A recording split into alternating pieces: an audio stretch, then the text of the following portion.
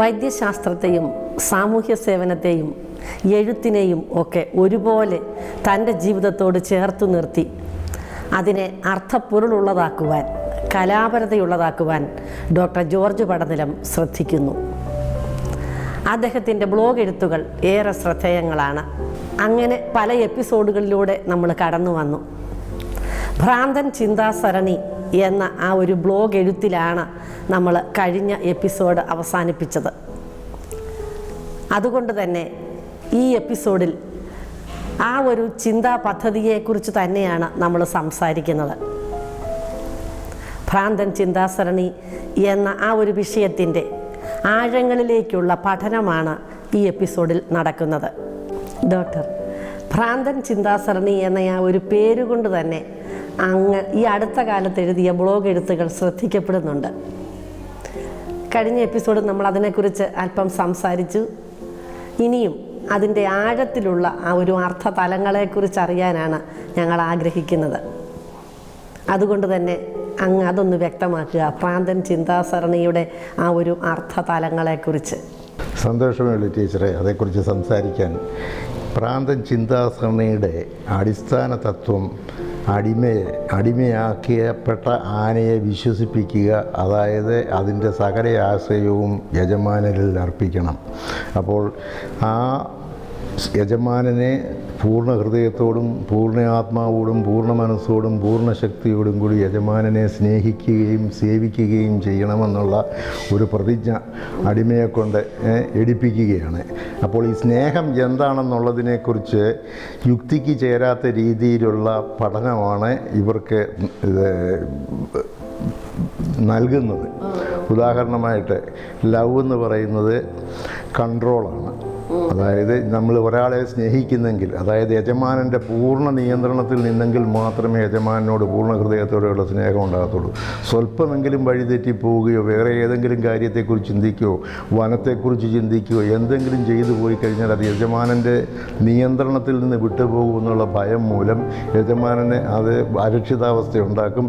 അത് ചിലപ്പം സംശയം ഉണ്ടാക്കുമ്പോഴത്തേക്ക് ഈ അടിമയോട് ചിലപ്പം വിരസത കാണിച്ചെന്ന് അങ്ങനെയുള്ള ആ ഭയം കാരണം എപ്പോഴും പൂർണ്ണ നിയന്ത്രണത്തിൽ. അപ്പോൾ യജമാനൻ പറയുന്നത് എനിക്ക് നിന്നോടുള്ള സ്നേഹം അത്ര തീവ്രമാണ്, അതുകൊണ്ടാണ് നിന്നെ ഞാൻ എപ്പോഴും എൻ്റെ കൺട്രോളിൽ തന്നെ നിർത്താൻ ശ്രമിക്കുന്നത് എന്നാണ് പറഞ്ഞ് ബോധിപ്പിച്ചിരിക്കുന്നത്. പിന്നെ രണ്ടാമത് ലവ് എന്ന് പറയുന്നത് ഫിയറാണ്. അതായത് ഇതൊക്കെ പഠിപ്പിക്കുകയാണ്. അതായത് ഈ ശിക്ഷണത്തിൽ കൂടി യജമാനൻ ഇതൊക്കെ ബോധ്യപ്പെടുത്തുകയാണ്. ലവ് ഈസ് ഫിയർ, ഭയമാണ്. ഭയപ്പെടുക എന്ന് വെച്ചാൽ നമ്മുടെ പഴയ നിയമത്തിൽ പറയുന്നില്ലേ, നമ്മുടെ SB കോളേജിൻ്റെ മുകളിൽ എഴുതി വെച്ചിരിക്കുന്നില്ലേ, the fear of God is the beginning of wisdom എന്ന്. അതായത് ദൈവഭയം ജ്ഞാനത്തിൻ്റെ ആരംഭമാണ്. അതായത് ഭയജ്ഞാനത്തിൻ്റെ അവസാനമാണ്. അതോടെ തീർന്നു, ജ്ഞാനം തീർന്നു. ഭയപ്പെട്ട് കഴിയുമ്പോഴാണ് നമ്മൾ ഈ കൊള്ളരുതാഴികളൊക്കെ കാണിക്കുന്നത്. അപ്പോൾ അരക്ഷിതാവസ്ഥയും കുറ്റബോധവും മാത്രമാണ് ഈ ഭയം ഉണ്ടാക്കുന്നത്. ഭയം, ശുദ്ധഹൃദയമുള്ളവന് ഭയപ്പെടേണ്ട കാര്യമില്ല. യേശു ഉയർത്തെഴുന്നേറ്റ് കഴിഞ്ഞ് 3 പ്രാവശ്യം ശിഷ്യർക്ക് പ്രത്യക്ഷപ്പെട്ടപ്പോൾ പറഞ്ഞ ഒറ്റ വാചകമേ ഉള്ളൂ, നിങ്ങൾ ഭയപ്പെടേണ്ട. ഭയമാണ് നമ്മുടെ ഏറ്റവും വലിയ പ്രശ്നം. അപ്പോൾ ഈ ഭയം എന്ന് പറയുന്നത് സ്നേഹത്തിൻ്റെ അവസാനമാണ്. സ്നേഹവും ഭയവും തമ്മിൽ യാതൊരു ഇതുമില്ല. രണ്ടും ഒരു സ്പെക്ട്രത്തിലുള്ള രണ്ടറ്റമാണ്. സ്നേഹമുള്ളിടത്ത് ഭയം കാണത്തില്ല, ഭയമുള്ളിടത്ത് സ്നേഹവും കാണത്തില്ല. അപ്പോൾ സ്നേഹം ഭയമാണെന്ന് പഠിപ്പിക്കുന്നത് യുക്തിക്ക് നിരക്കാത്ത ഒരു കാര്യമാണ്. അപ്പോൾ അങ്ങനെ സ്നേഹിക്കുകയാണ് എന്ന് വിശ്വസിപ്പിച്ച് ഭയപ്പെടുത്തി അടിമയെ പഠിപ്പിക്കുകയാണ് ചെയ്യുന്നത്. പിന്നെ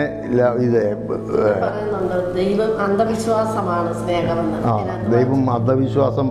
കാരണം എന്താണെന്ന് വെച്ച് കഴിഞ്ഞാൽ ഈ യജമാനനും കിങ്കരന്മാരും പറയുന്നതെല്ലാം അതുപടി വിശ്വസിക്കണം, ചോദ്യം ചെയ്യാൻ പാടില്ല. എന്തെങ്കിലും ചോദ്യം ചെയ്ത് പോയി കഴിഞ്ഞാൽ റിബലാണെന്നോ അല്ലെങ്കിൽ അവനെ ശിക്ഷിക്കണമെന്നോ ചിലപ്പം മരണശിക്ഷ വരെ കിട്ടിയെന്ന് വരും എതിർപ്പ് പ്രകടിപ്പിച്ചു കഴിഞ്ഞാൽ. അത് അന്ധമായിട്ട് വിശ്വസിക്കുകയും പരിപൂർണമായിട്ട് അനുസരിക്കുകയും ചെയ്യുന്നതാണ് പൂർണ്ണ മനസ്സോടെയും പൂർണ്ണ ഹൃദയത്തോടെയും സ്നേഹിക്കുക എന്ന് പറയുന്നത്. അപ്പോൾ സ്നേഹമെന്ന് പറയുന്നത് അന്ധവിശ്വാസമായിട്ടാണ് കണക്കാക്കുന്നത്.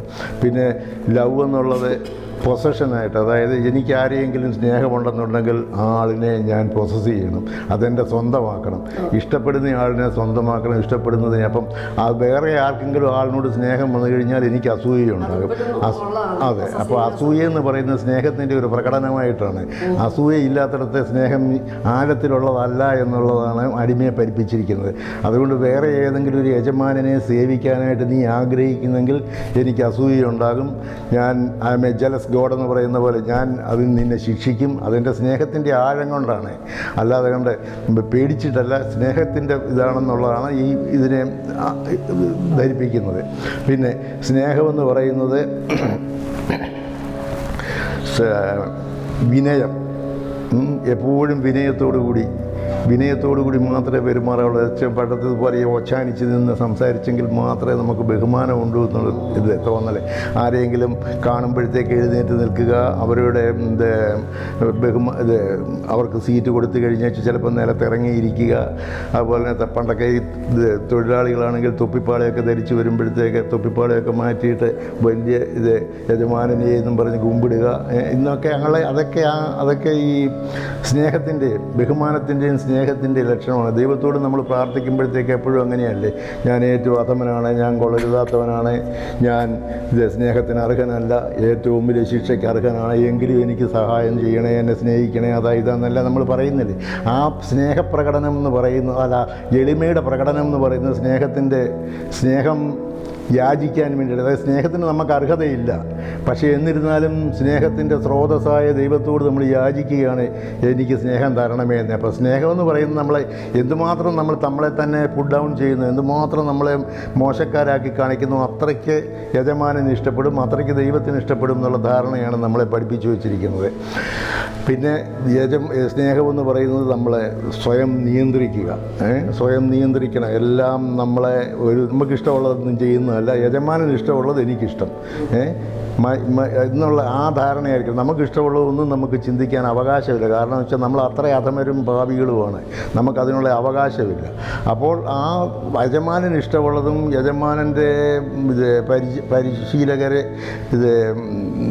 നിർദ്ദേശിക്കുന്നതുമായിട്ടുള്ള കാര്യങ്ങൾ മാത്രമേ ഏതെങ്കിലും ചെയ്യാവുള്ളൂ.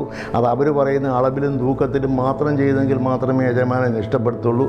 അപ്പോൾ അങ്ങനെയുള്ള ഈ യുക്തിക്ക് ചേരാത്ത ഈ പഠന രീതി, അതായത് സ്നേഹമെന്ന് പറയുന്നത് വാസ്തവത്തിൽ ഇതെല്ലാം സ്നേഹത്തിൻ്റെ ഓപ്പോസിറ്റാണ്.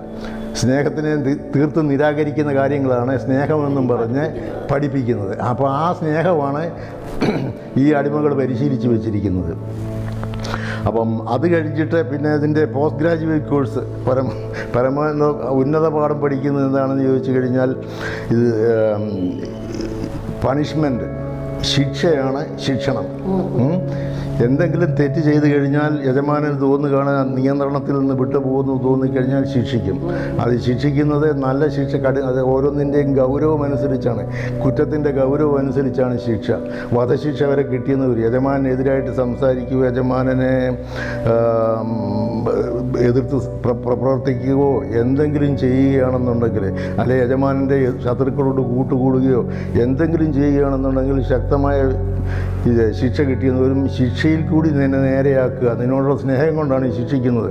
ശിക്ഷിച്ചില്ലെന്നുണ്ടെങ്കിൽ എനിക്ക് സ്നേഹമില്ലെന്നുള്ളതാണ് അതിൻ്റെ അർത്ഥം. ഞാൻ നിന്നെ അത്രമാത്രം കരുതുന്നുണ്ട്, പെറ്റമ്മയേക്കാളും കാര്യമായിട്ടാണ് ഞാൻ നിന്നെ വെച്ചിരിക്കുന്നതെന്നൊക്കെ യജമാനൻ പറഞ്ഞ് പഠിപ്പിക്കുകയാണ്. അപ്പം പിന്നെ നീതി, യജമാനൻ്റെ സാമ്രാജ്യത്തിൽ നീതി എന്ന് പറയുന്നത് യജമാനന് ഇഷ്ടമുള്ളത് ചെയ്യുന്നത് നീതിയാണ്, യജമാനന് ഇഷ്ടമില്ലാത്ത ചെയ്യുന്നതെല്ലാം ശിക്ഷാർഹമാണ്, അനീതിയാണ്. അതിനെ നീതിയും അനീതിയും എന്നുള്ളത് യജമാനൻ തീരുമാനിക്കും. അതിന് യാതൊരു മാനദണ്ഡങ്ങളൊന്നുമില്ല. യജമാനൻ പറയുന്നത് നീതി, യജമാനന് ഇഷ്ടമുള്ളത് നീതി, യജമാനന് ഇഷ്ടമില്ലാത്തത് നീതി. അപ്പോൾ ഈ ഭ്രാന്തൻ ചിന്താഗതിയിൽ കൂടിയാണ് കൊണ്ടുപോകുന്നത്. പിന്നെ ഏറ്റവും അവസാനത്തെ പരമോന്നത പാഠം, അതായത് ഏറ്റവും ഉന്നതമായിട്ടുള്ള ഭ്രാന്തൻ ചിന്താഗതിയിലെ പാഠം എന്താണെന്ന് ചോദിച്ചു കഴിഞ്ഞാൽ, നീ ഒരിക്കലും നിൻ്റെ ഉള്ളിലേക്ക് നോക്കരുത്.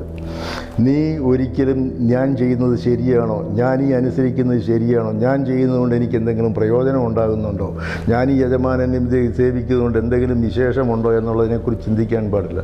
നീ എപ്പോഴും പുറത്തേക്ക് നോക്കണം. നിന്നെക്കാളും മ്ലേച്ഛതയാണ് മറ്റുള്ളവർ ഹൈഡ് ചെയ്ത് വെച്ചിരിക്കുന്നത്. അപ്പോൾ അത് എക്സ്പോസ് ചെയ്തിട്ട് അവരെ കുറ്റം പറഞ്ഞ് അവരെ തോപ്പിച്ച് അവരുടെ കൊള്ളരുതാഴിക പുറത്ത് കാണിക്കുന്നതാണ് നിൻ്റെ മിടുക്ക്. അപ്പോൾ നീ പുണ്യാളനെ, അവരുടെ പാപത്തിൽ കൂടെ നീ പുണ്യാളനായിക്കോണം. അതാണ് യജമാനൻ പഠിപ്പിച്ചു വെച്ചിരിക്കുന്നത്. അതാണ് ഏറ്റവും വലിയ പാഠം. അപ്പം അതിനെന്ത് ചെയ്യുമെന്ന് വെച്ചാൽ മറ്റുള്ളവരെ അറ്റാക്ക് ചെയ്യണം.